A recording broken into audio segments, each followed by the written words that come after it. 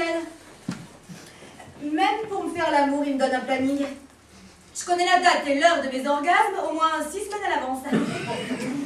Ça me permet d'y penser, de m'y préparer, d'être en transe dès le matin parce que je suis une charnelle, moi, une épicurienne, quoi qu'on pense ma mère qui ne sait pas ce que ça veut dire et qui n'a jamais pris plaisir à rien, sauf au mot croisé peut-être.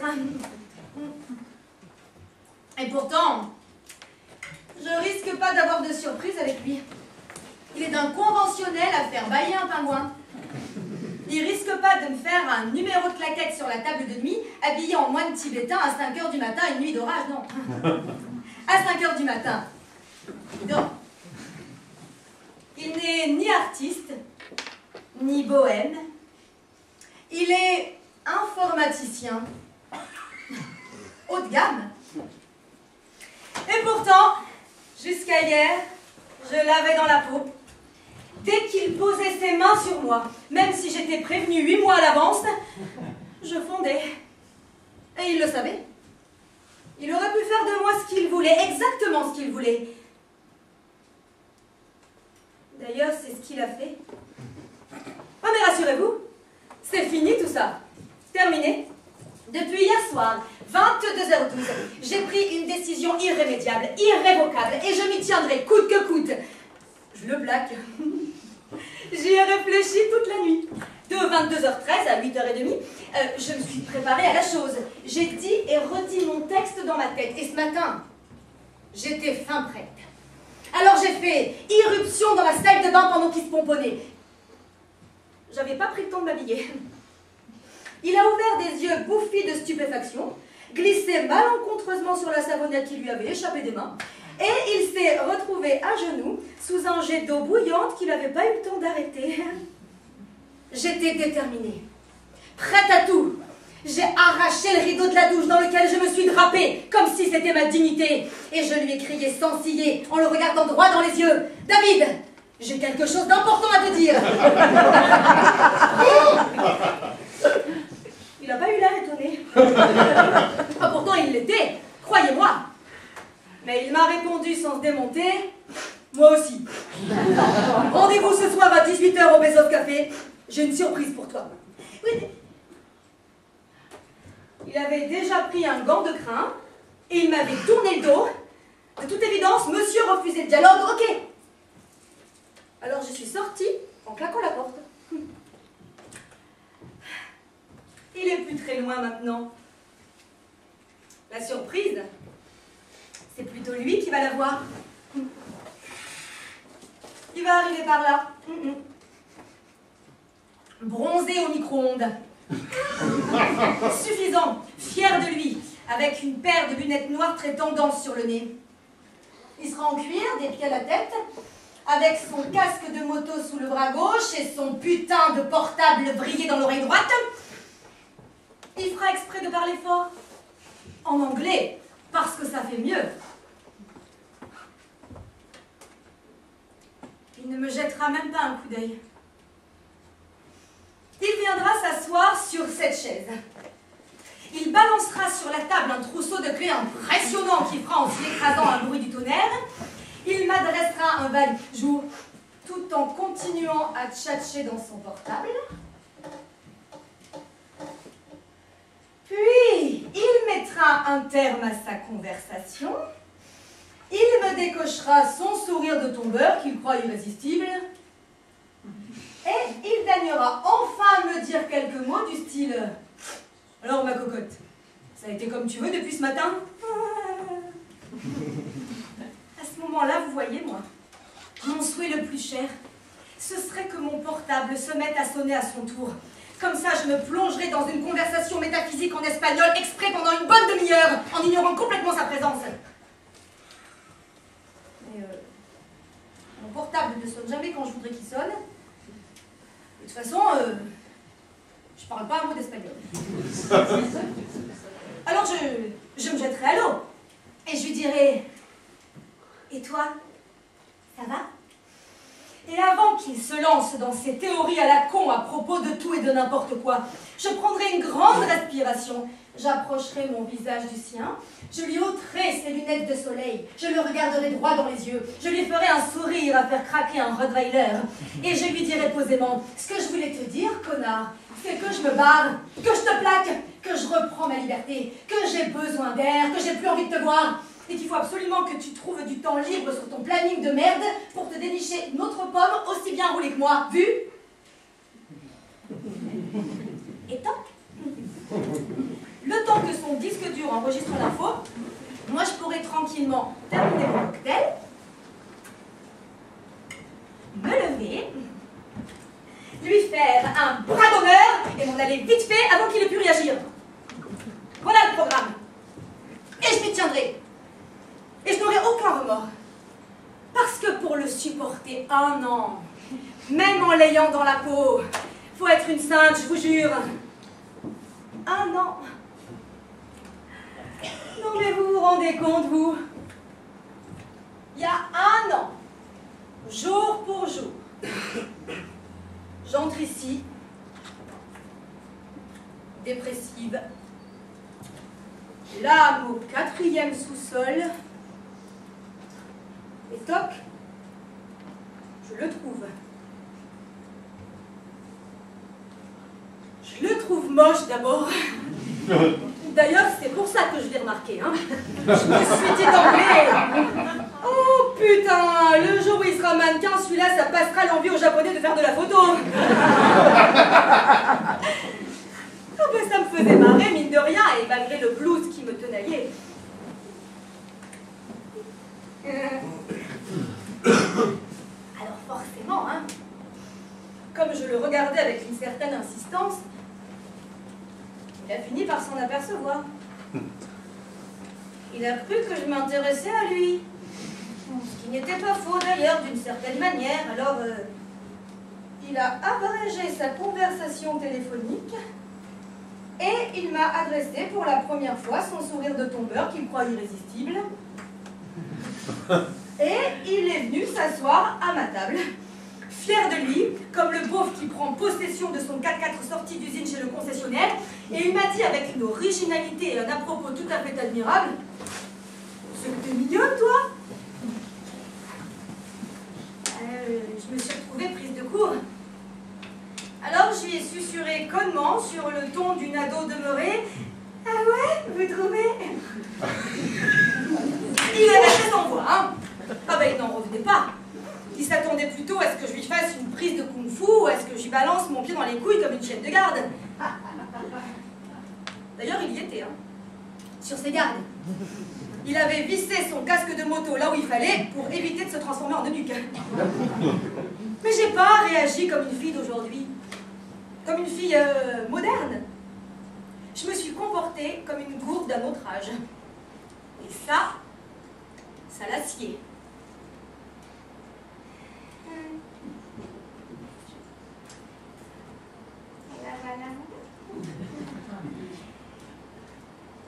Il y a eu un silence plutôt prolongé entre nous. Il a profité de ce laps de temps pour vérifier vite fait que j'avais bien toutes les options dont il rêvait. Et il a signé le bon de commande. Il a posé sa grosse main poilue sur la mienne et tout de suite,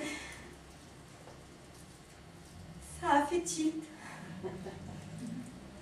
Le courant est passé, j'ai fondu. Ne me demandez pas pourquoi. J'en sais rien. Il émanait de ce garçon quelque chose d'indéfinissable, d'insoupçonnable. Quelque chose qui m'a attirée d'emblée et qui a occulté tout le reste, tout ce qui me déplaisait chez lui. Son odeur, peut-être. Il sentait les herbes de Provence. Et moi, je suis une fille du Sud. Je lui ai dit, vous sentez bon?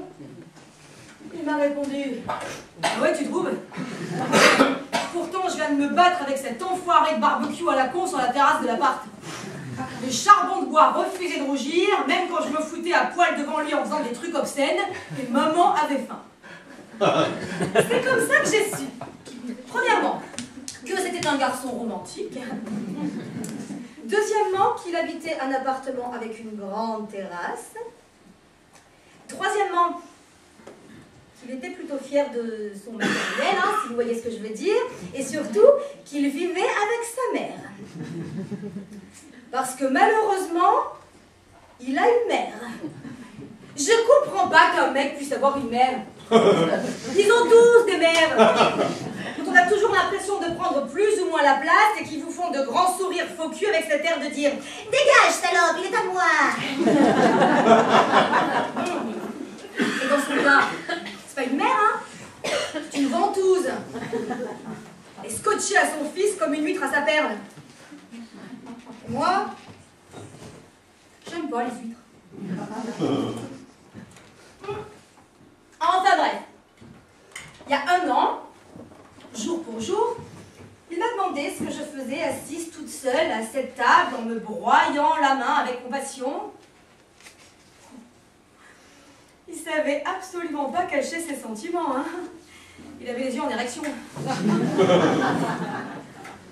Je lui ai dit que je savais pas pourquoi j'étais là. Que j'étais rentrée dans ce bar simplement pour voir du monde. Pour attendre qu'il se passe quelque chose. Je me foutais pas mal de ce que ça pourrait être, mais quelque chose au moins de bien. Et c'était vrai. Je venais de couper le cordon avec ma mère et de quitter mon boulot. Serveuse. 8 heures par jour au fast-food d'à côté.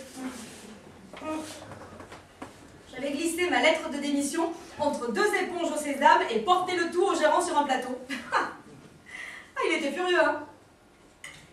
Ça lui plaisait bien de me ploter quand j'avais les mains occupées. Il savait qu'il m'aurait à la longue. Et moi aussi, je savais qu'il finirait par m'avoir.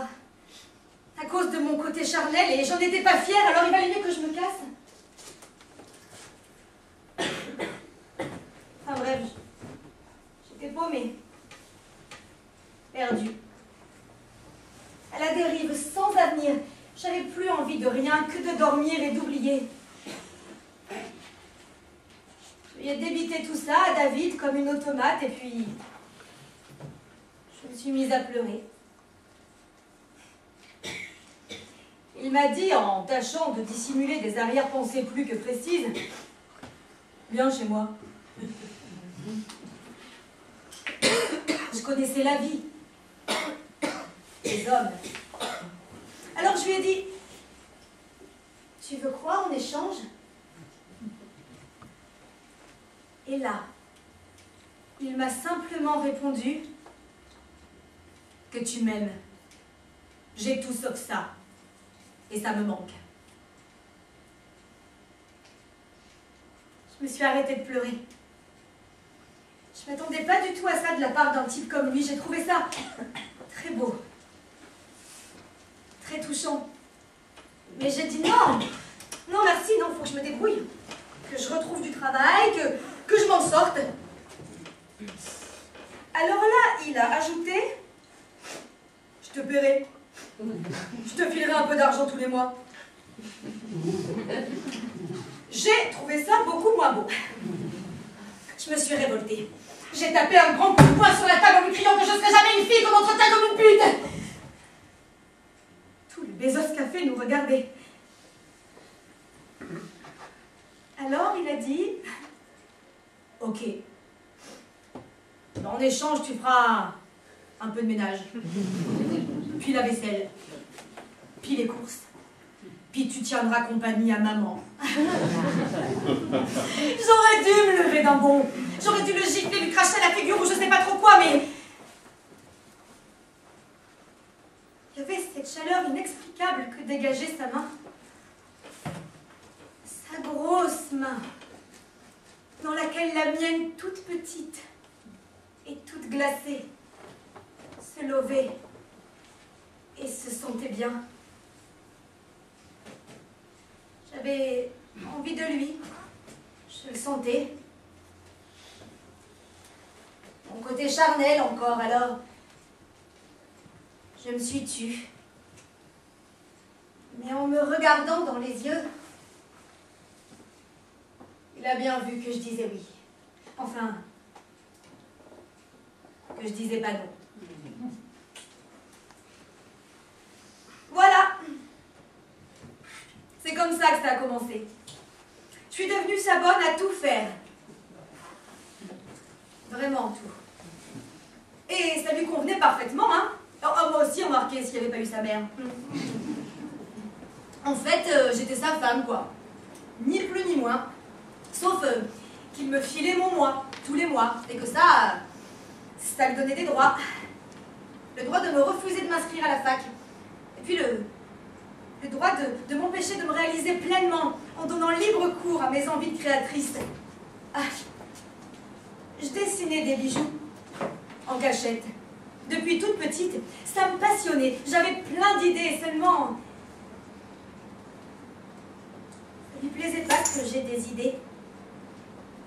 Et à sa mère non plus, alors...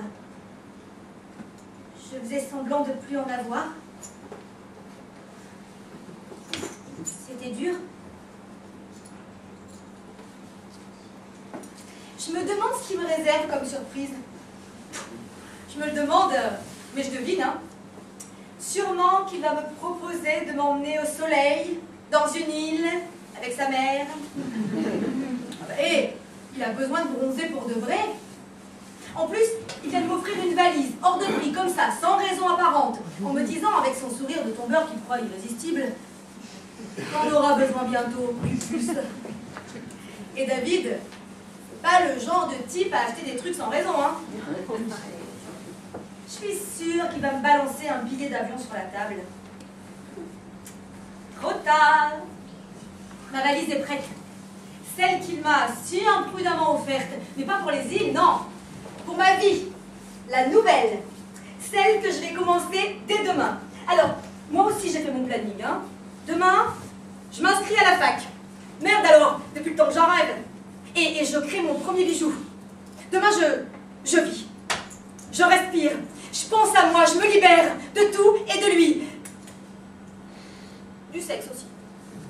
J'en ai marre. Ça me bouffe ce côté charnel. Je suis sûre que je peux m'en passer. Enfin, provisoirement. Je vais résister. Penser à autre chose. M'occuper du grenier et moins de l'entresol. Oh, le con. C'est lui, hein, qui m'a ouvert les yeux. Hier soir, à 22h12, pendant qu'il me faisait l'amour en poursuivant une conversation dans son putain de portable. Tout à coup, dans le feu de l'action, je sais même pas pourquoi, hein, je suis allée gueuler ce genre de conneries qu'on dit dans ces moments-là et qu'on regrette tout de suite après. Dans un râle incontrôlé, j'ai hurlé soudain « Oh, David, je suis à toi !» Bon, moi je m'attendais à ce qu'il me réponde posément. Mais non, ma chérie, t'es pas à moi. T'es pas une chose. Ce qui aurait été tout à fait naturel, non? Et même, ce qui m'aurait bien plu. Mais il a rien fait de tout ça. Il a mis son correspondant en attente. Il a pris un air suffisant et il m'a dit « Je sais. » Je lui ai dit « Je sais à quoi il répond, je sais, mais pour qui il se prend, lui ?»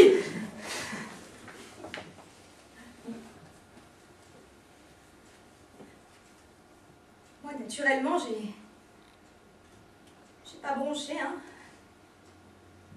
J'ai continué à couiner pendant qu'il reprenait son rythme et son correspondant. Et ma décision était prise. « David, c'est fini, je te plaque !»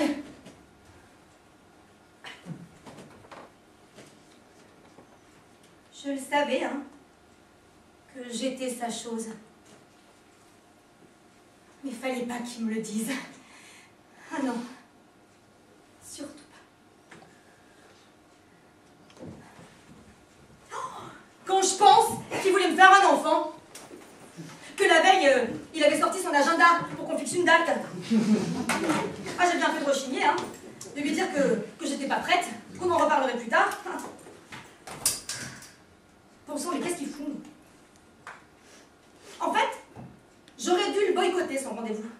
Voilà ce que j'aurais dû faire. Hein. J'aurais dû le laisser venir poser son cul sur cette chaise et pas me pointer. Il se serait énervé, impatienté. Il aurait croisé et décroisé les jambes comme un idiot qui comprend peu à peu qu'on lui a posé un lapin. Il se serait posé des questions. Il aurait regardé sa montre. Ouais, hein. C'est comme ça que j'aurais dû le larguer, lâchement, comme le font les mecs. Oh putain, il m'a pas fait ça! Non, non, non, non, non, non, non, non, non, non, non, non, c'est pas vrai. Non, c'est pas possible. Pas David. Non, pas à moi. Il m'aime trop.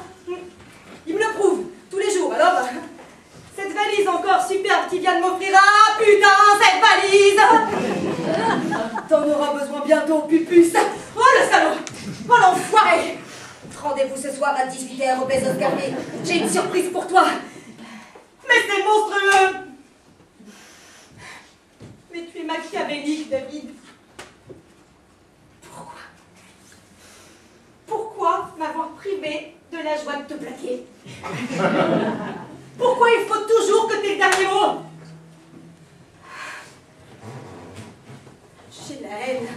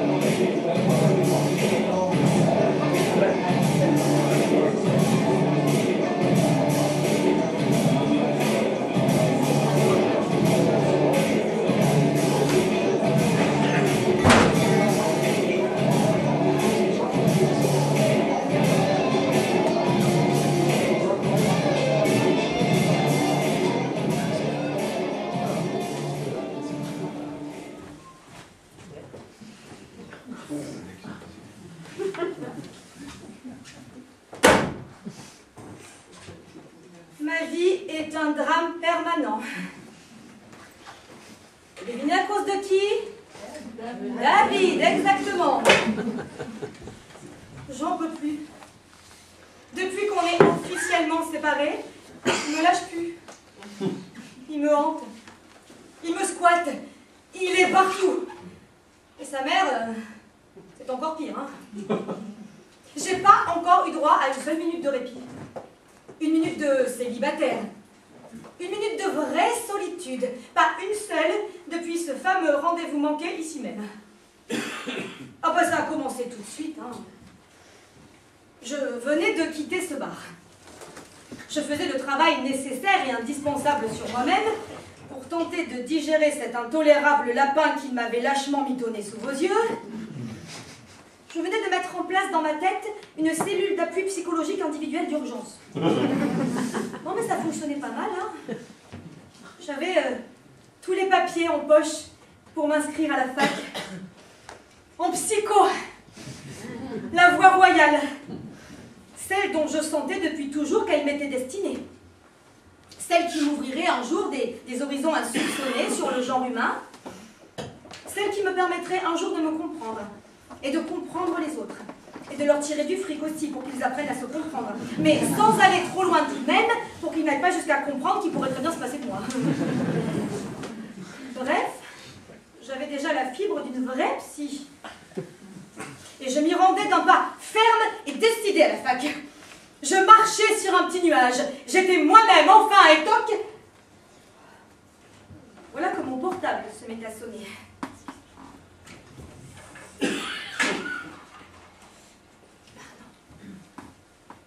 C'était sa mère. Au bord de la syncope, qui venait me donner des nouvelles. Pas bonnes, les nouvelles. Je m'étais complètement plantée. Il m'avait pas posé de lapin. Il venait à ce rendez-vous. Il fonçait pour me rejoindre, le cœur battant, sur sa moto. Théoriquement, il aurait dû être à l'heure pile, comme d'habitude.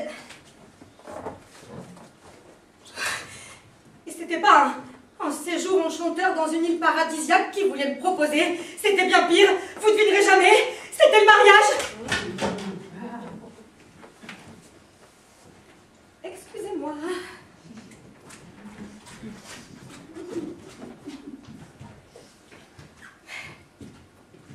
Le mariage. Non mais oh, vous vous rendez compte? C'est plus de l'amour ça, hein? C'est de l'acharnement, du harcèlement. Enfin bref, lui aussi, hein, il devait être sur son petit nuage ce jour-là, en roulant comme un malade vers le Bezos Café. Il devait penser à moi. Ah ben, ça fait plaisir, hein, même rétroactivement. Simplement, il devait penser tellement fort, ce crétin, qu'il n'a pas vu l'autobus qui débouchait juste sous son nez et toc, il lui a fait la bise. Sauvagement, en criant mon nom. Bon, après, il m'a oublié, provisoirement. Ils allaient tellement vite, lui et sa bécane, qu'ils se sont complètement mélangés au moteur du bus. Depuis le temps que je lui répétais que c'était dangereux de rouler à moto en ville. Surtout pour un garçon toujours pressé comme lui. Les badauds n'en revenaient pas. Hein.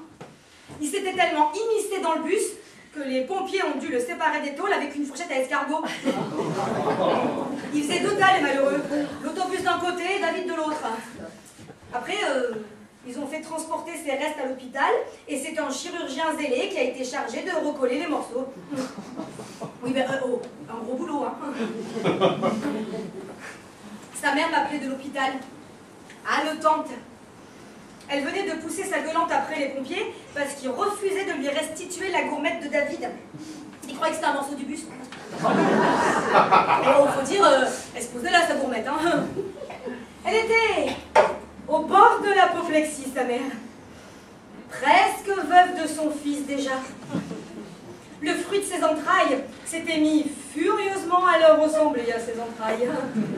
Trait pour trait. Il était méconnaissable, le pauvre bouchon, mais elle l'avait reconnu quand même. À l'odeur. Oui, non, les herbes de Provence, sans doute. Moi, j'ai pas été très aimable. Hein. De mon côté, la page était tournée, il n'était pas question que je revienne en arrière. Je lui ai raccroché au nez. Mais bon, j'ai eu des remords tout de suite, alors je suis quand même allée le voir à l'hôpital, mais après m'être assurée qu'il était bien dans le coma, parce que cette fois, j'étais fermement décidée à avoir le dernier mot. Effectivement, il l'était. On aurait dit un steak haché reconstitué. On ne distinguait que son nez et un œil. Enfin, a priori, ça semblait être ça. Tout le reste était enrubanné de la racine des cheveux jusqu'aux orteils, sans doute pour que rien ne s'échappe. Et le seul signe de vie tangible qu'il montrait, bien involontairement d'ailleurs, hein, c'était des pip, des trucs qui clignotaient sur un écran à côté de lui. L'occasion était trop belle. Fallait que je lui fasse ma scène. Celle que j'avais préparée et dont il m'avait privée. Je me sentais prête, gonflée à bloc. J'avais même pas le moindre trac. J'ai avalé ma salive, repoussé fermement sa mère qui s'était dressée comme un diable et me présentait l'écrin avec le diamant énorme qu'il me destinait. Un truc qui vous allonge le bras tellement il pèse. Une merde quoi. Hors de prix, mais une merde quand même. Le temps que la vieille s'affale sidérée sur le fauteuil en sky qu'elle avait ventousé à la couche de son fils unique, et moi j'ai attaqué, tout de suite. Je me suis approchée, j'ai attrapé un tuyau au hasard, à défaut de sa main, hein, et j'ai déclaré fermement « David, j'ai quelque chose d'important à te dire. » L'infirmière était vert pomme. Ma belle-mère suait à grosses gouttes en serrant convulsivement mon diamant contre son sein. Moi, j'ai pris un air de circonstance. Et j'ai continué, comme si de rien n'était. David, tout cela ne peut pas durer. Il y avait un silence de mort. Personne ne pipait. Même pas lui. Alors j'ai poursuivi, comme si je répétais mon texte depuis des semaines. David, voilà 1 an, jour pour jour, que nous vivons ensemble, toi et moi. Il est temps de faire un bilan, tu ne trouves pas? Bon, j'ai pas été malheureuse avec toi, j'en conviens. J'ai pas été heureuse non plus.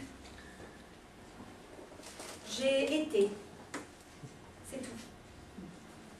J'ai été ta compagne, ta moitié, ta nana, ta meuf, ta gonzesse, ta bonne, ton souffre-douleur. J'ai été à toi, mais jamais à moi, jamais moi. Putain, mais quel code! Mais comment ça a pu se faire un truc pareil? Comment j'ai pu ne pas crier stop, hein? Comment? Comment? Non. Non, David, j'étais pas amoureuse. Oui, bah je sais que je te déçois, mais j'étais pas amoureuse. J'avais un petit faible, c'est tout. Voilà. Il y avait un certain feeling entre nous, j'en conviens. Une sorte de sensualité complice. Un petit rien qui suffisait à titiller ce côté charnel que tu me connaissais et que tu exploitais. Un truc sexuel, mais absolument pas cérébral.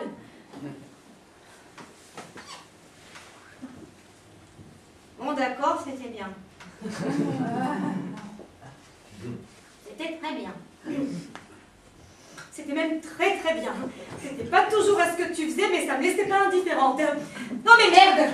Il n'y a pas que le sexe dans la vie, hein? Il y a plein d'autres choses. Alors voilà, David,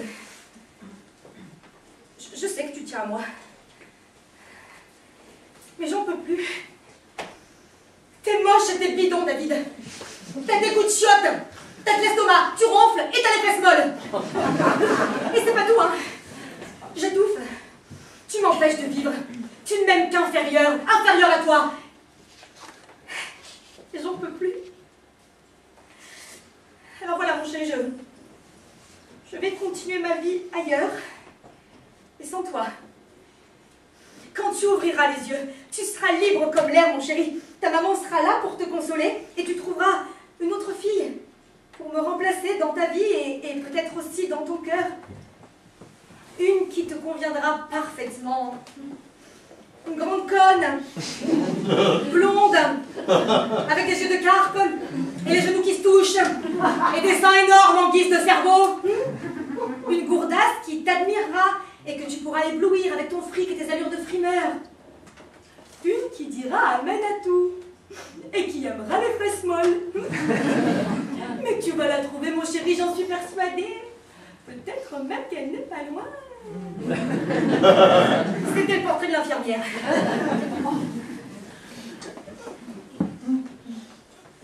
Tu sais, David, tout cela me déchire et je sais que je te fais du mal. Mais à moi aussi, je fais du mal. Je suis désolée, mon chéri. Mais il est des moments dans la vie où il faut savoir prendre des décisions dramatiques, mais salutaires. Tu me comprends, hein, David?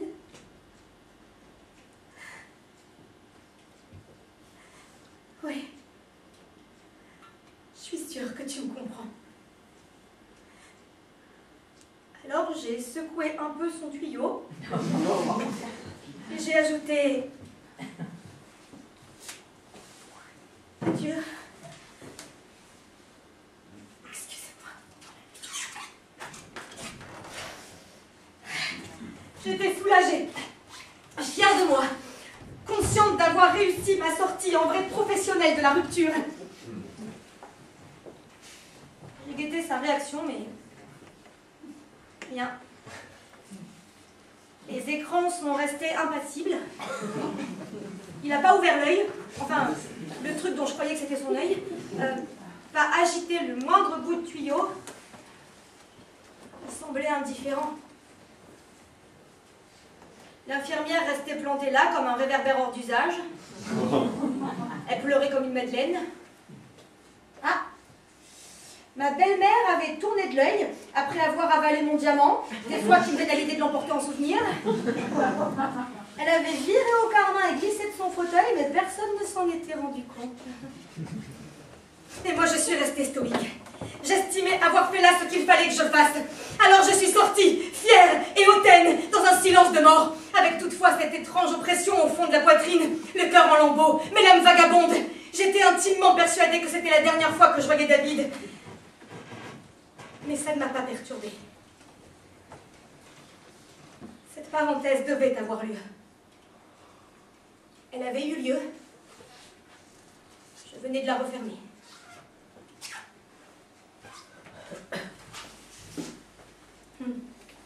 Vous avez vu? J'ai changé de look. J'ai viré mes lentilles de contact. Je cherche plus à plaire, ni à David, ni à personne. Quelle joie, quelle aubaine, quelle liberté soudain. Fini le carcan. Fini les chaînes abominables, mais désirées et tolérées et qui vous blessent. Fini d'essayer d'être belle encore, et toujours plus belle, et plus belle toujours. Fini de se paniquer pour un bouton ou un point noir. J'y pense même plus. C'est carrément le paradis.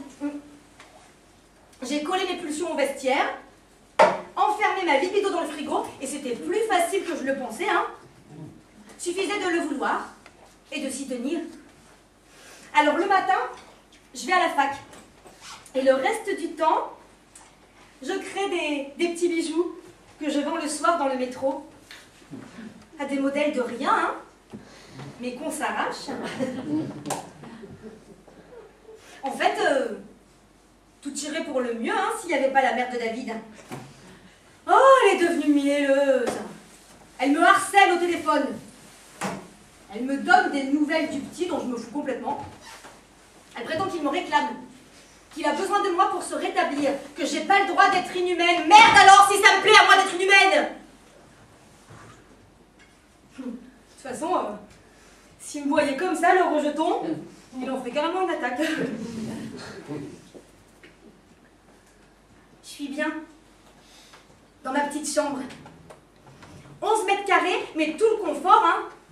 Au 7e, sans ascenseur. C'est excellent pour les mollets, pour les cuisses et pour les fesses.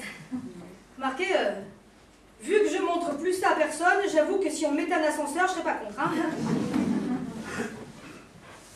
Je ne m'ennuie jamais. Je ne suis jamais seule. Je passe mes nuits avec Sigmund, Jacques ou Carl Gustave, des gens passionnants, prévenants, cultivés, qui vous laissent tranquille au moins quand vous avez envie de dormir.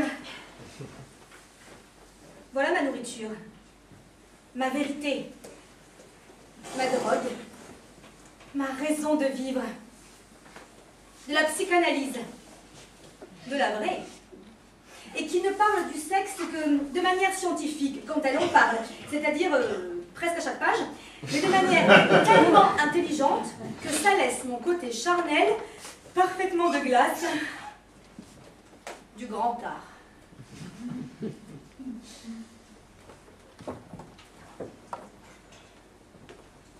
Je vais vous dire une chose. Malgré David, malgré sa mère, je crois que je suis pas loin d'être heureuse. J'ai attendu longtemps pour ça. Mais c'est arrivé.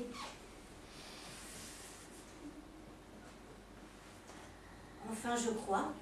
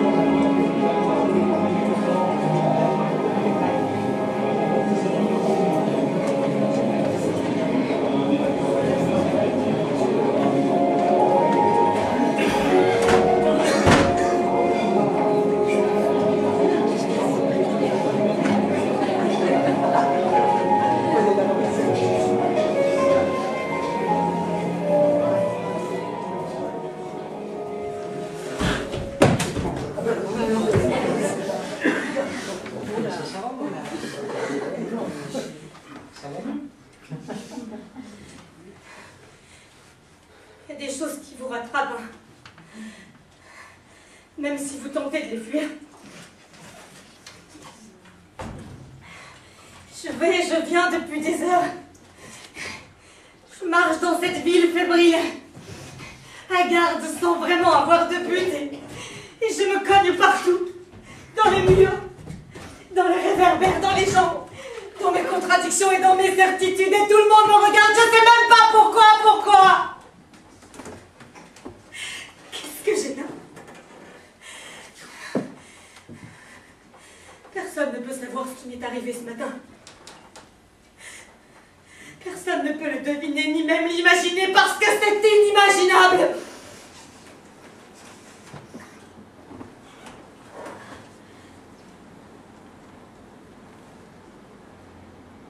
Vous avez remarqué que c'est toujours les plus moches qui se font violer?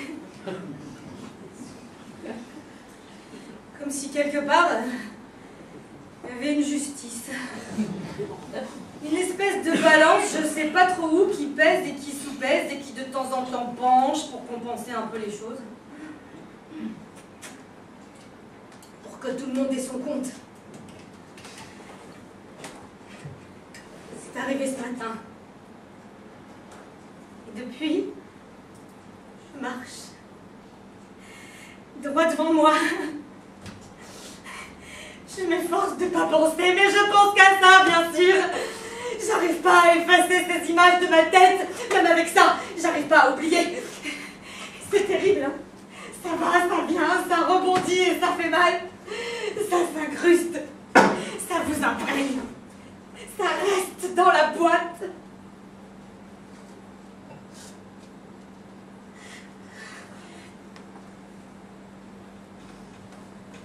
Je méritais pas ça.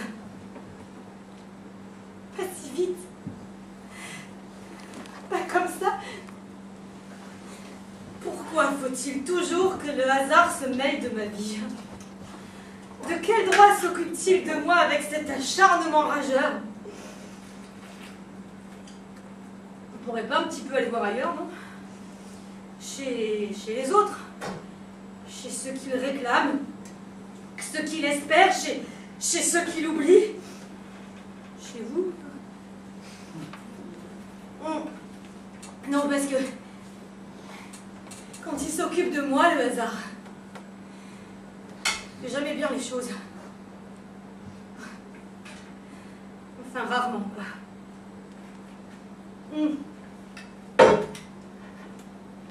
Je l'avais même pas remarqué, ce petit con.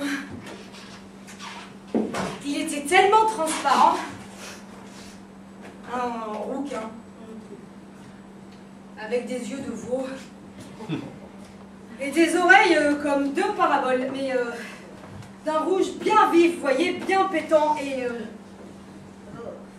des boutons partout sur le visage qui suppuraient tranquillement. En plus, il portait des lunettes avec des verres d'une épaisseur invraisemblable. Deux tourne-dos de méduse. Il avait un air sournois. Plongé dans son livre, tout le temps, derrière sa petite lampe à la bibliothèque de la fac. Scotché sur sa chaise. Lointain. Absorbé. Avec une peau blanche.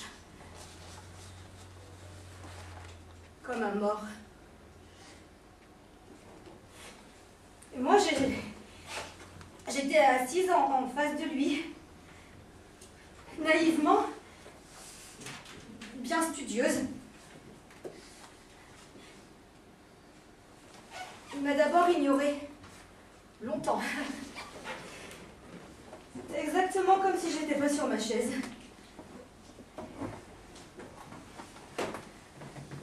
Pourtant,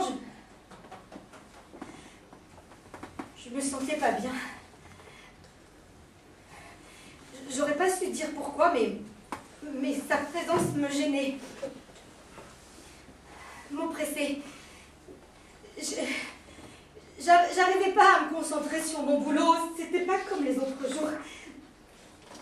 Alors j'allais me lever pour partir. J'avais besoin de m'échapper, de respirer, et puis...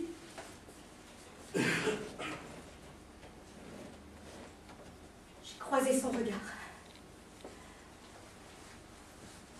Un regard torve, presque malsain. Il a eu l'air gêné. Il a rebaissé les yeux sur le champ, embarrassé comme un gamin qui vient de voir sa mère à poil. Puis le manège a continué. S'est installé. Si je levais les yeux, il baissait les siens et il rougissait comme une résistance de bougeoir. Et dès que je recommençais à travailler, je sentais qu'il se remettait illico à me dévisager. Puis il a pris de l'assurance. Il s'est mis à m'observer de façon nettement plus appuyée. Cette fois, il cherchait carrément mon regard, et c'est moi qui baissais les yeux comme une gamine introvertie. J'entendais les idées lui pousser dans la tête.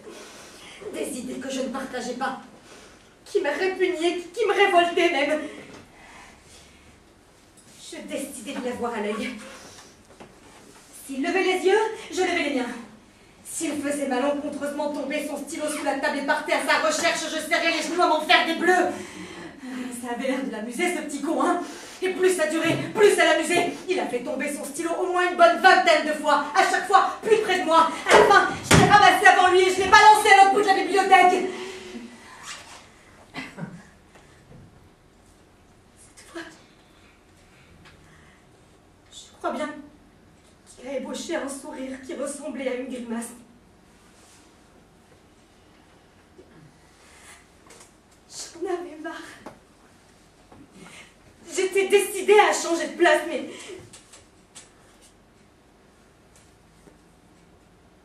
En même temps, il y a quelque chose qui me disait qu'il fallait que je reste. Je me sentais vistée à ma chaise, incapable de me lever, de m'éloigner, de fuir.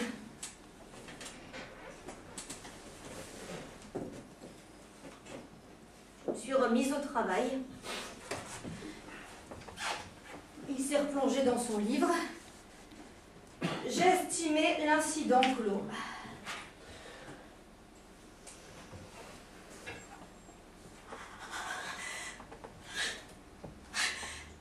Puis soudain, nos pieds sous la table. Je ne sais pas comment ça s'est fait, mais il y a eu contact. Nos chaussures faisaient connaissance, comme des klebs. J'ai jeté un regard sur lui, très vague. Ah. Il était toujours plongé dans son livre. Il avait changé de méthode, le rouquin. Il faisait semblant de m'ignorer. Définitivement.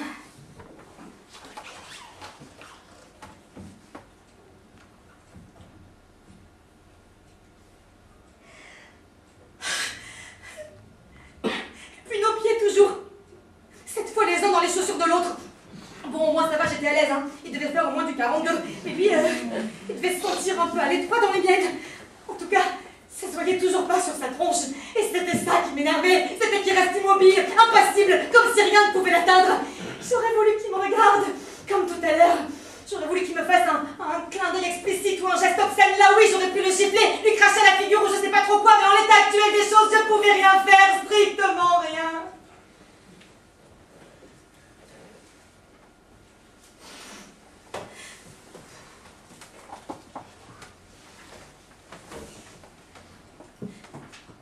Minutes passées, je restais là comme une potiche à tourner les pages de Lacan qui parvenaient plus du tout à me passionner. Je me sentais à la fois sereine et tendue. J'aurais voulu que tout s'arrête à ce moment-là. J'aurais voulu pouvoir respirer, me réveiller, prendre un café. Il fallait que je me rende à l'évidence. Je ne rêvais pas ces moments-là. Je les vivais, bel et bien. Et puis soudain, tout a changé.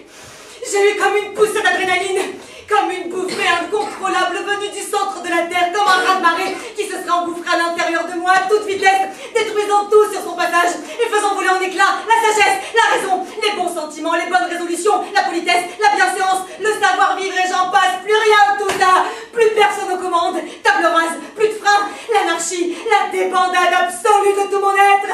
Je me suis levée d'un bond et j'ai sauté sur la table en chaussettes, les pieds sur le bouquin du rouquin et je lui ai crié sauvagement en le regardant droit dans les yeux après avoir fait valser ses hublots à 100 mètres. Bon alors qu'est-ce que tu veux, petit con, hein? Me violer, me faire ma fête, me laisser des souvenirs impérissables de ton passage sur la planète. Ah, je te fais envie, hein? Tu peux plus tenir, tu vas imploser comme une télé. Bah vas-y, nom d'un chien, implose, décrispe-toi, puceau. Saute-moi dessus, fais-moi subir les pires sévices qu'une femme ait jamais subis. Allez, vas-y, défoule-toi, ouvre les vannes, lâche les rênes. Fais-toi du bien, merde, et qu'on n'en parle plus, qu'on retourne aux choses essentielles, toi et moi, et qu'on récupère nos godasses. Il me regardait comme une sardine qui attend pour la vide. Je l'ai attrapé au collet, je l'ai étripé, je l'ai dessapé. Ces boutons suppuraient plus, hein. Ils clignotaient. Un vrai sapin de Noël. Un sapin de Noël qui s'est mis à hurler maman en voyant son caleçon foncé sur ses chevilles. Je lui ai crié ta gueule et je lui ai fourré la tête entre mes seins et il faisait du brrr, et il faisait du brrr. Et ses lèvres tremblaient comme s'il avait des spasmes nerveux et ses joues prenaient des couleurs, des bonnes couleurs de garçon bien sanguin. Puis quand il a été à moitié étouffé, au bord de la syncope, je l'ai attrapé par les cheveux. Je lui ai fait respirer vite fait une bouffée d'air frais, histoire qu'il passe pas l'arme à gauche, et je l'ai jeté par terre comme un sac poubelle. Cette fois, il n'appelait plus sa mère. Ah l'enfoiré de petit con! Il était dans un état. Et quel état! Jamais vu ça! Mais pourquoi? Pourquoi il m'avait jeté ce regard tout à l'heure? Quelle mouche l'avait piqué, nom d'un chien? Tout cela est sa faute. Voilà ce que je me disais hâtivement au cours d'une minute de lucidité avant qu'on se mélange tous les deux, avant qu'on ne fasse plus qu'un. Tout ce qui arrive est sa faute. C'est lui qui l'a provoqué. C'est lui qui est cause de tout ce que je fais là maintenant, comme une malade, comme une irresponsable, comme une détraquée. Lui, c'est lui qui a contribué à me mettre dans cet état. Je ne veux pas, je ne veux pas, je ne veux pas.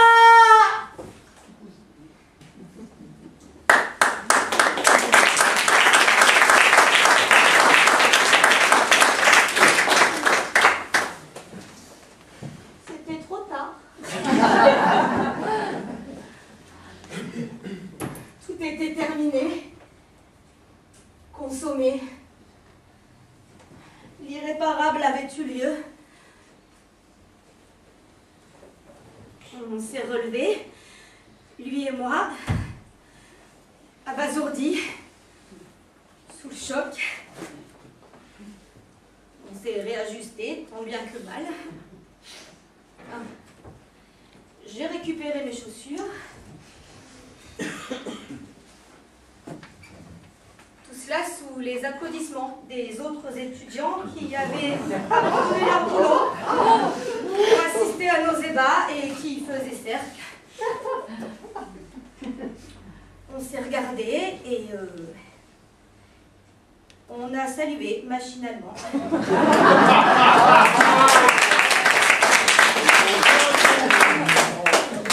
Nous avons eu droit à une ovation interminable. Un véritable triomphe. Ah, ces boutons avaient disparu, tous, comme par enchantement. Il était devenu un homme. Alors, je ne sais pas ce qui m'a pris, mais J'ai griffonné mon numéro de téléphone sur un post-it que je lui ai collé sur le front. Et je lui ai dit bêtement, comme pour m'excuser, voilà, si tu veux porter plainte, appelle-moi.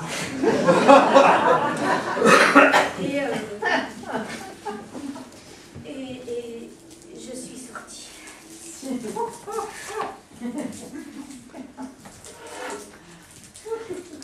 Je suis encore toute retournée. Qu'est-ce que ça veut dire, ça? Est-ce que ça a un sens? Est-ce que c'est un avertissement ou un signe du destin?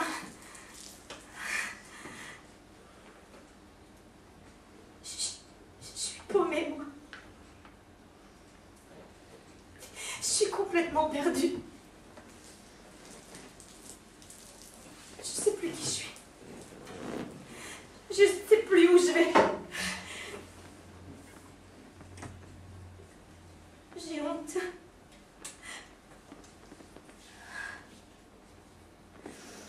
En tout cas, je lui ai fait de l'effet, hein. Il m'a déjà appelé 3 fois depuis ce matin. Je ne crois pas que ce soit pour porter plainte. Les 3 fois, je lui ai dit que je ne pouvais pas lui répondre. Vous la trouille, ce type. Il se prénomme Jean-Victorien. J'ose même plus allumer mon téléphone. Quand c'est pas lui qui me harcèle, c'est la mère de David, encore. Mais j'en peux plus, moi. Pourquoi est-ce que je plais autant? J'ai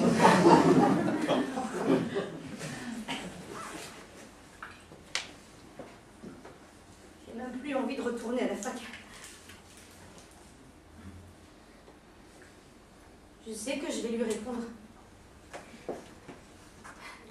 Je vais finir par lui donner rendez-vous n'importe où.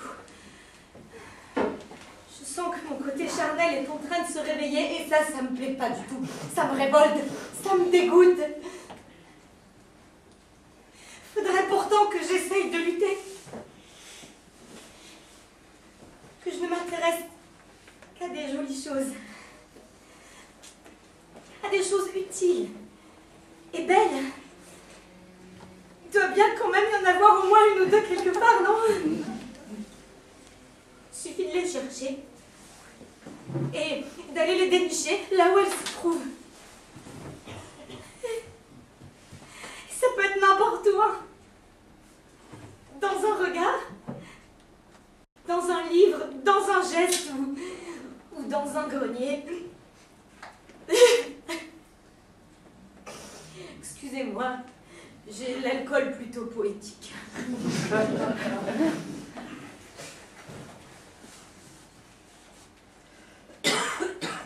Vous savez, moi j'aimerais qu'on dise de moi plus tard. Et surtout, ce qui ne gâte rien, c'est une artiste incontournable. Elle crée des modèles de bijoux absolument merveilleux, uniques. Elle vend dans le monde entier. Elle a une succursale à New York. C'est une femme exceptionnelle.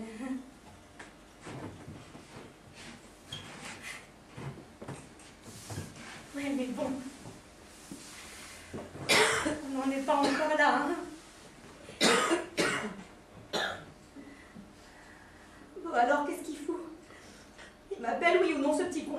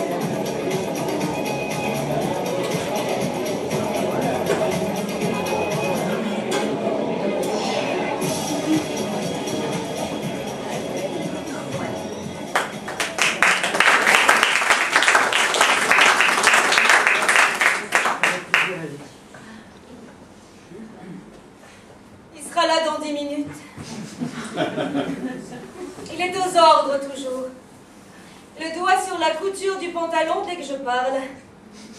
Je lui ai donné rendez-vous ici à 18 h. Il sera là à 18 h. Tapante. Vous allez voir. Il va arriver par là. Insignifiant. Transparent. Avec ses baskets, ses pinces à vélo, son sac à dos et ses tourne-dos de méduse sur le nez. Il va me chercher un instant inquiet à travers ses hublots, puis il m'adressera un geste un peu gauche de la main et il viendra s'asseoir sur cette chaise, comme un cabas informe. Et il ne me quittera plus des yeux. Il attendra son sucre.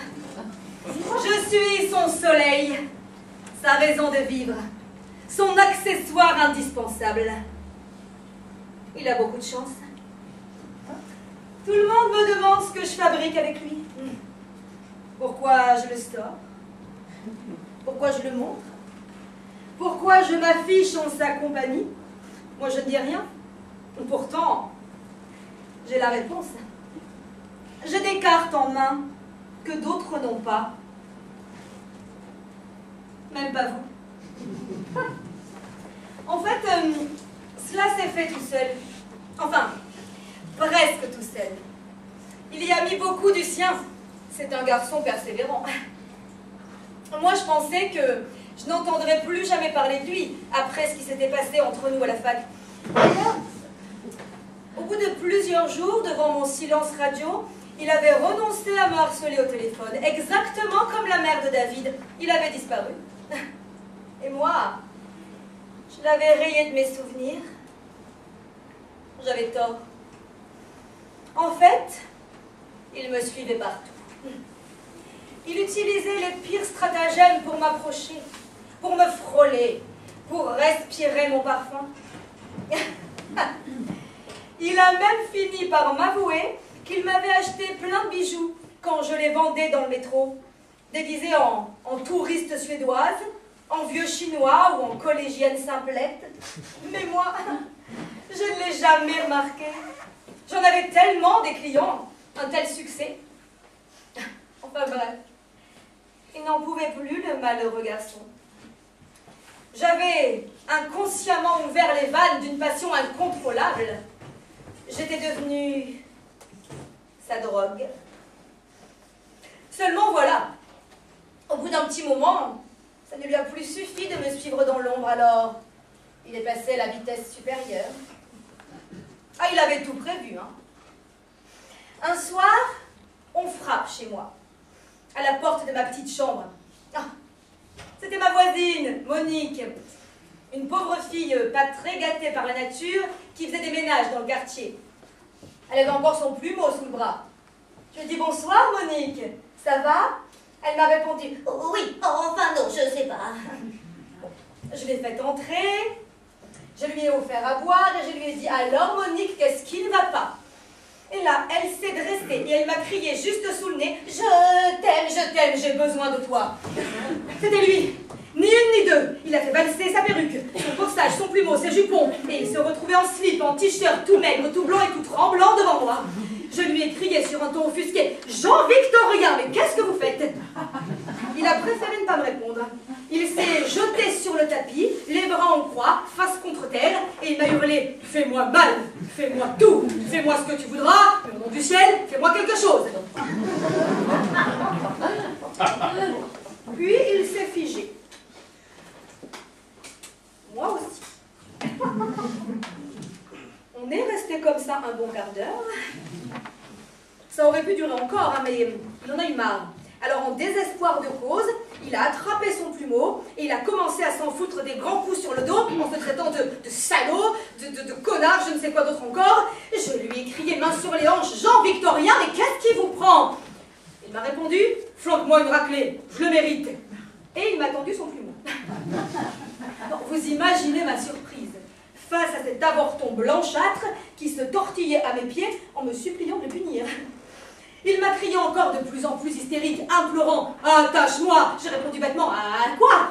Il m'a répondu « À ce que tu veux, mais attache-moi !» Et il m'a tendu ses deux poignets maigrichons serrés l'un contre l'autre avec le plumeau au milieu. Ah ben alors là, je me suis fâchée. J'en avais marre. J'ai attrapé son cou de poulet entre les mains. Je l'ai regardé bien en face et je lui ai dit en le secouant à lui mélanger les yeux, « Alors maintenant ça suffit petit con, hein? Il est tard, il faut que je dorme, vous aussi, allez-vous-en !» Je l'ai attrapé par l'oreille et je lui ai montré la porte d'un doigt plus que directif. Il a eu l'air satisfait tout à coup. Il m'a dit, « Ah oui, c'est ça, jette-moi sur le palier comme une merde, crache-moi dessus, piétine-moi, humilie-moi. Oh. » Je sentais la colère monter en moi, je n'arrivais plus à me contrôler. Alors j'ai attrapé la première chose qui me tombait sous la main, une écumoire dans le coin cuisine, et je me suis mise à le frapper au visage de toutes mes forces, comme une folle, en lui disant, « Allez-vous-en, allez-vous-en, allez-vous-en. » Ça lui a fait 2 grosses plaques rondes et rouges sur les joues avec plein de petits points au milieu. On aurait dit une ligne au sol. Je lui ai crié encore furieuse, « T'as compris cette fois, Minus ?»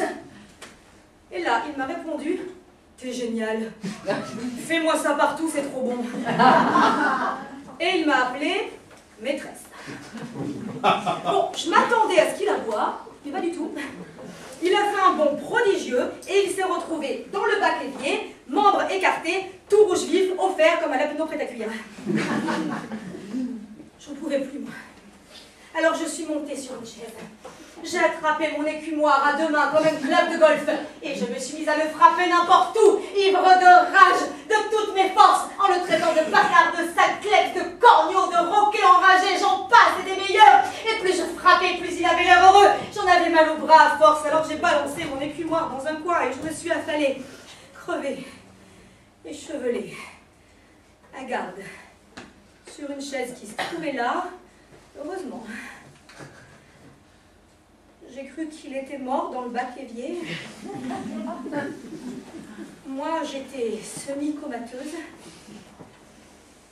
Je ne saurais pas dire combien de temps je suis restée comme ça, inerte. Tout ce que je sais, c'est qu'au bout d'un moment, j'ai senti son souffle sur moi. Il était tout près. Tout collé à moi. Je m'attendais au pire. Mais je me sentais parfaitement incapable de bouger, alors... Il a fait ce qu'il a voulu. Il m'a caressée doucement. Et puis... il m'a prise dans ses bras. Et il m'a embrassée.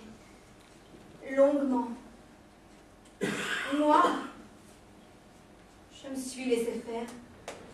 Ne me demandez pas pourquoi, j'en sais rien. Il émanait de ce garçon quelque chose d'indéfinissable, d'insoupçonnable. Il m'a dit gentiment « merci ». Alors j'ai répondu « bah de rien ». Et on a fait l'amour. Ça a commencé doucement, langoureusement, d'une manière presque romantique, avec des effleurements à peine perceptibles, des caresses qu'on devinait plus qu'on ne les ressentait, des frissons inédits, la peau qui chuchote de plaisir et des violons qui se sont mis à jouer soudain, on ne savait pas trop où. Et puis peu à peu, tout s'est accéléré, tout est devenu plus animal. Il y a eu des petits coups de griffe, des morsures, des regards de fauve, des déchaînements insoupçonnés, mais c'était bien, c'était bon. Il y avait de la tendresse tout de même derrière tout ça, une complicité indéniable et des tonnes, des tombereaux de tendresse. Puis, il y a eu ce cri qui l'a poussé, ces mots qui lui ont échappé, ces secondes qui m'ont ouvert les yeux. Entre 2 feuillements rauques, il a hurlé soudain « Je suis à toi ». Et moi, sans réfléchir, j'ai répondu « Je sais ». Et j'ai ajouté, sans trop savoir pourquoi, « Je sais, David ». Bon, là, j'ai cru qu'il avait foutu ses doigts mouillés dans une prise de courant. Il s'est levé, les cheveux dressés sur la tête, les yeux exorbités, et il m'a dit d'une voix tremblante « Alors, tu sais ?» Et moi, j'ai répondu malhonnête « Mais oui, David, je sais, depuis le début. » Il n'en revenait pas. Moi non plus d'ailleurs. C'était la première fois de ma vie que je mentais avec un tel aplomb. Il m'a demandé encore, à peu près sur le même ton, « Mais comment tu peux savoir ?»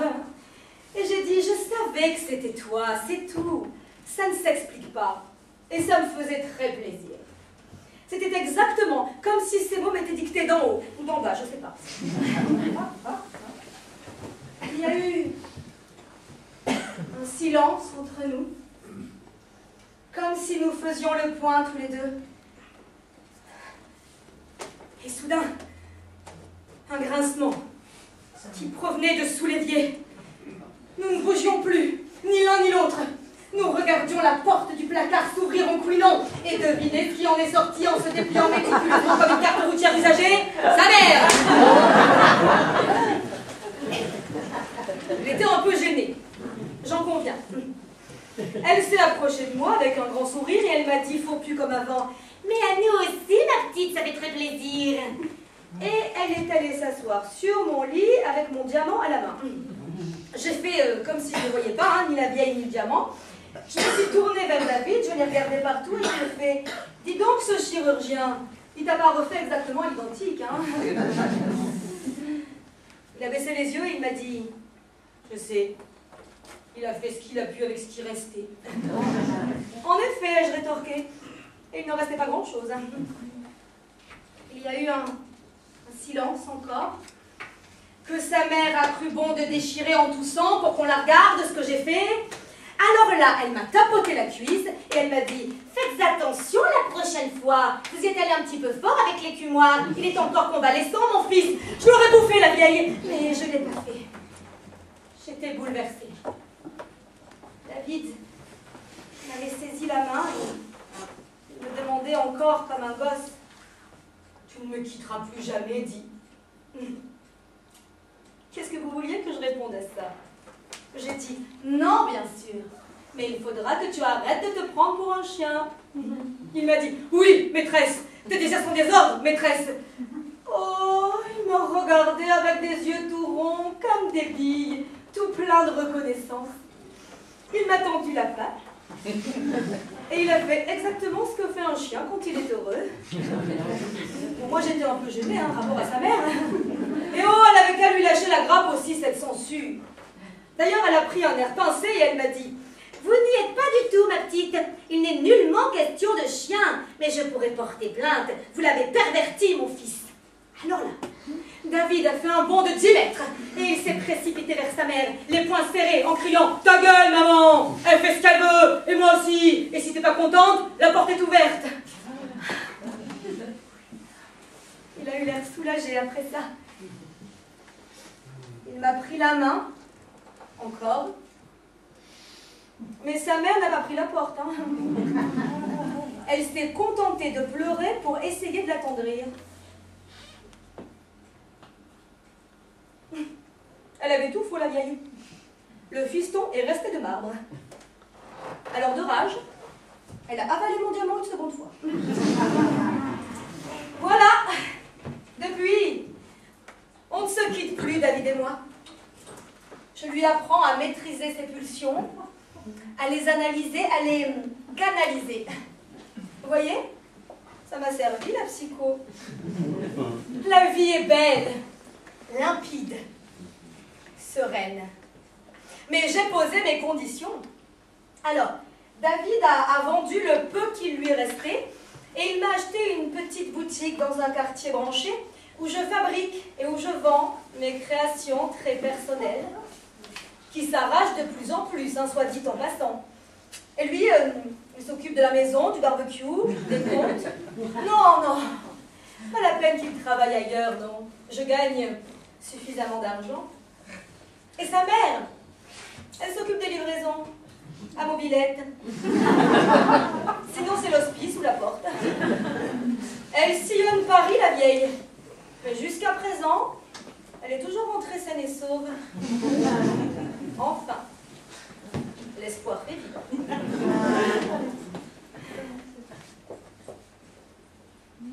Parfois, j'aimerais être à sa place. Dans sa peau. Éprouver les sentiments qu'il éprouve. J'aimerais savoir quel effet ça fait de m'aimer, surtout à ce point-là.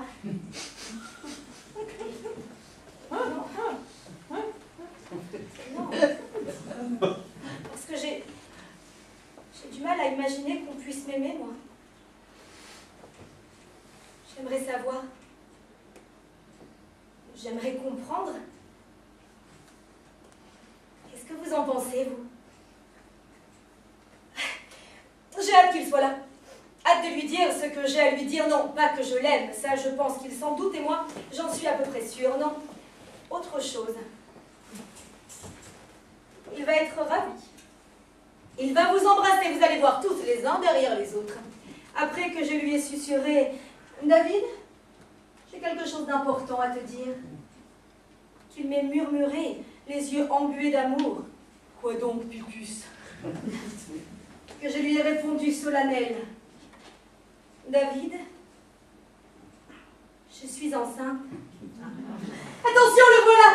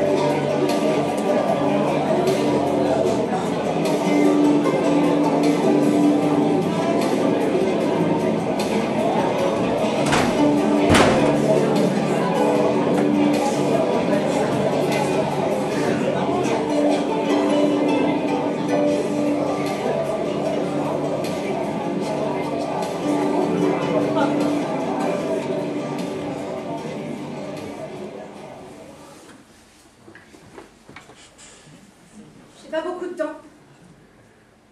Je suis en pause. Je bosse au fast-food d'à côté.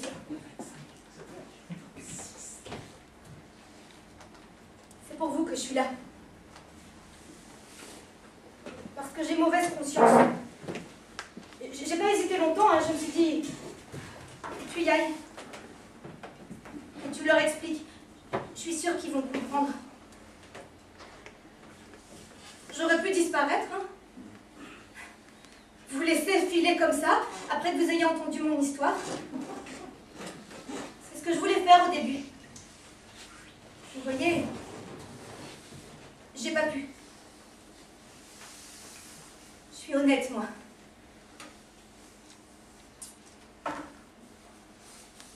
Je vous dois la vérité. Et à moi aussi, je la dois. À la peine que je continue à me bercer d'illusions. Faut que je mette les points sur les i, comme on dit.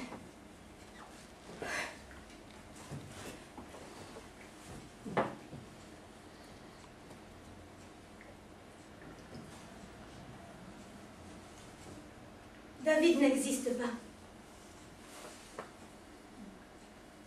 Il n'a jamais existé. Je sais pas si c'est mieux ou non.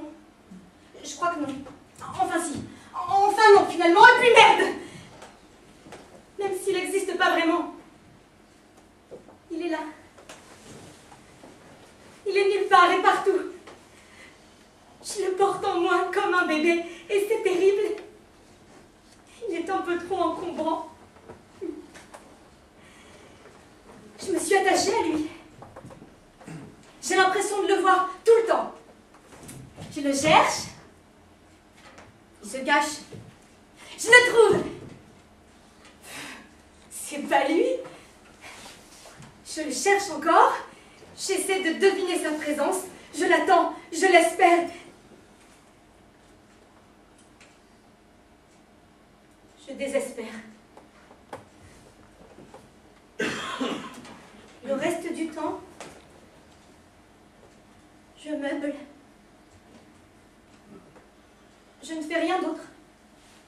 Rien d'intéressant en tout cas. Je vais et je viens 8 heures par jour dans cette petite tenue un peu plus sexy, toujours debout, toujours pressée, toujours stressée. Le soir, quand je me couche,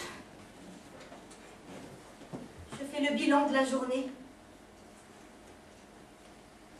Vite fait le bilan. Rien. Strictement rien. Jamais rien d'original, ou de neuf, ou d'un peu marrant, ou de triste même. Le néant absolu. J'aimerais pourtant vivre un jour où je puisse me construire un souvenir. Un jour dont je puisse dire le soir en me couchant, tiens, aujourd'hui c'est passé un truc dans ton existence. Un truc que tu pourras raconter plus tard. Et ça n'arrive jamais. Même si je dois m'avouer un de ces soirs et je sens que ça va pas tarder, ça y est, j'ai cédé au gérant. Ça y est, il m'a eu ce minus. Ce sera pas un souvenir, ça. En tout cas, pas comme je l'entends, auquel je puisse me raccrocher plus tard, parce que je me fous de ce type et qu'il se fout de moi. De toute façon, il va me jeter comme un Kleenex dès qu'il aura obtenu ce qu'il voulait et me siffler à nouveau quand ça le redémangera. Et moi, j'irai à chaque fois, hein. Je le sais bien, à cause de mon côté charnel qui existe malgré tout et qui réclame et qui me dégoûte parce qu'il n'est pas assez sélectif. Et je ferai ce que voudra ce connard de gérant. Exactement. Puisque c'est plus simple. Parce que j'ai pas envie d'entendre ma mère gueuler si je me fais foutre à la porte. Je crois qu'il a eu aussi ma mère, le gérant. C'est pour ça qu'il a fait passer caissière, hein. Il lui faut tout alors, même les vieilles.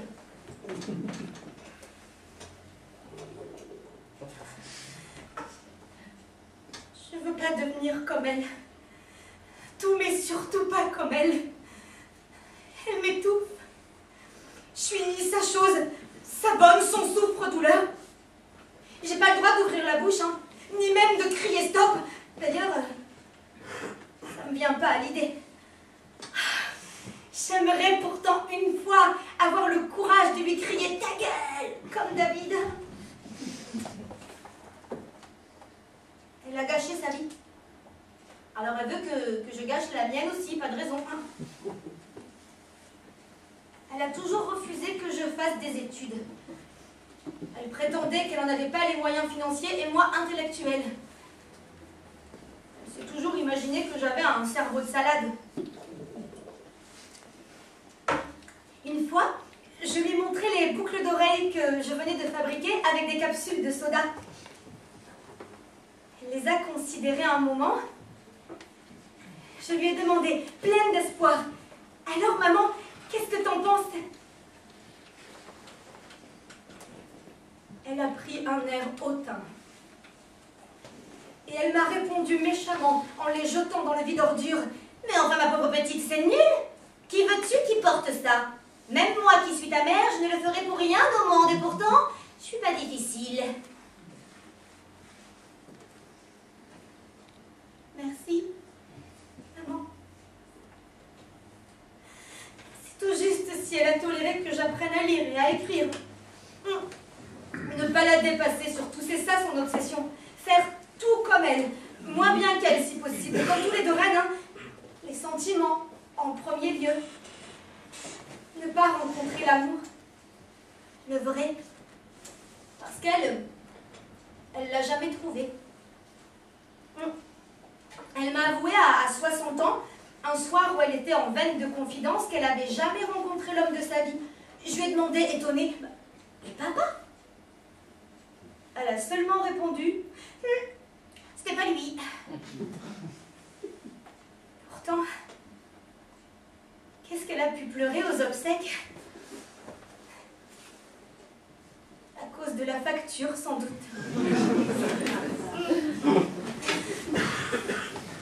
Et moi, j'ai pas 60 ans. Moi, je sais qu'il existe. Je sens qu'il vient vers moi inexorablement, avec des souvenirs plein les poches.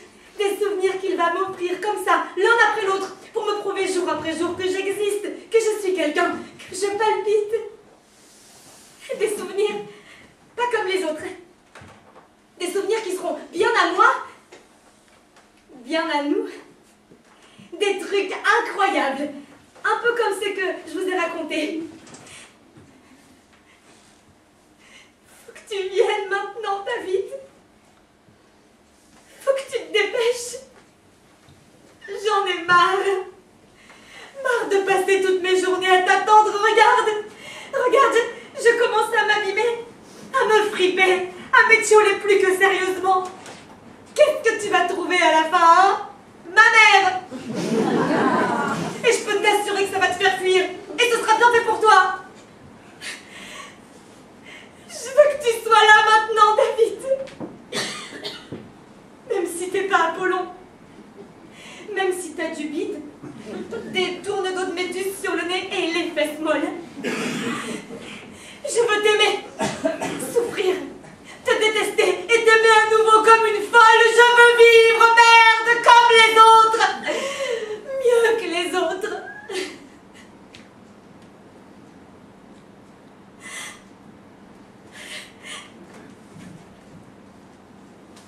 Tu es peut-être là. Peut-être que tu viens de comprendre que tu étais toi et moi. Peut-être que tu vas te lever, venir jusqu'ici, me prendre dans tes bras et murmurer. Je suis là maintenant, Pupus. Je suis là. Et t'as bien fait de nous dire tout ça. Je suis là maintenant et tout va changer. Ce soir, tu rentreras pas chez ta mère. J'ai un appartement avec une grande terrasse qui t'attend.